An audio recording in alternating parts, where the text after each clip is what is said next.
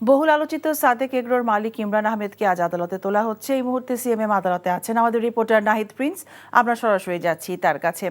নাহিদ, ইমরান আহমেদকে কি আদালতে আনা হয়েছে? আপনার কাছে সেখানকার কি তথ্য আছে আমাদেরকে জানাবেন।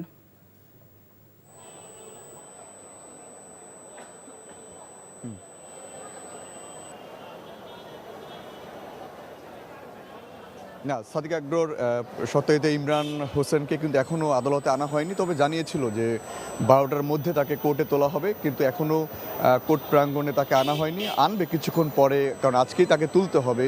গতকালকেই যে ঘটনাটি আপনারা জানেন যে 133 কোটি টাকা পাচারের অভিযোগে মানি লন্ডারিং মামলায় কিন্তু তাকে গ্রেপ্তার দেখানো হয়েছে। সিআইডি তাকে গ্রেপ্তার করেছেন এবং আজকে কিন্তু বিকেল 3টায় সিআইডি এই সংক্রান্ত বিষয় নিয়ে কথা বলবেন।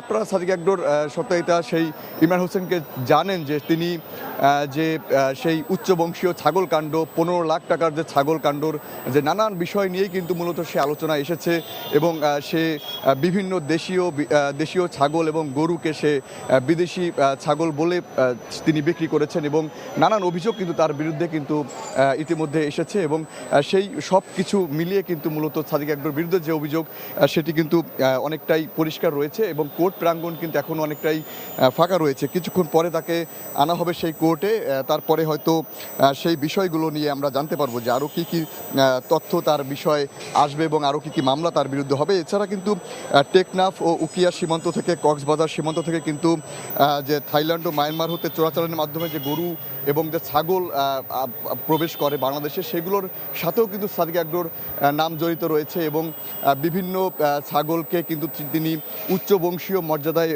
তিনি নাম দিয়ে কিন্তু সেগুলোর দাম যে বৃদ্ধি করা, সেগুলো বিষয় কিন্তু তিনি দীর্ঘদিন ধরে করে আসছিলেন এবং গত বছরের কুরবানি ঈদে কিন্তু একটি উচ্চবংশীয় ছাগল যেটি 15 লাখ টাকায় তিনি বিক্রি করেছিলেন এবং তারপরে কিন্তু মূলত তার নামটি একদম আলোচনায় শীর্ষে চলে আসে, কারণ সেগুলো মূলত দেশীয় ছাগল ছিল এবং সেগুলোকে নাম পরিবর্তন করে বিভিন্ন জাতের নাম তিনি দেখিয়ে তারপরে সেগুলো বাজারে তিনি বিক্রি করতেন। তো সব কিছু মিলিয়ে কিন্তু সাদেক এগ্রোর ইমরান হোসেন সহ আরও দুজনকে গ্রেপ্তার করেছে সিআইডি। সে বিষয় নিয়ে আজকে কথা বলবেন সিআইডি দপ্তরে। তো 12টার পরেই কিন্তু মূলত আজকে সেই সাদেক এগ্রোর ইমরান হোসেনকে আনার কথা রয়েছে। তো এখনও আসেনি, আসলে হয়তো আপনাদেরকে বিস্তারিত জানাতে পারবো যে আরও কী কী বিষয় তার নামে অভিযোগগুলো রয়েছে। তো এই ছিল আমার কাছে রাজধানীর সিএমএম আদালত থেকে সর্বশেষ। জানছিলাম সাদেক এগ্রোর মালিককে আদালতে নিয়ে আসার খবর।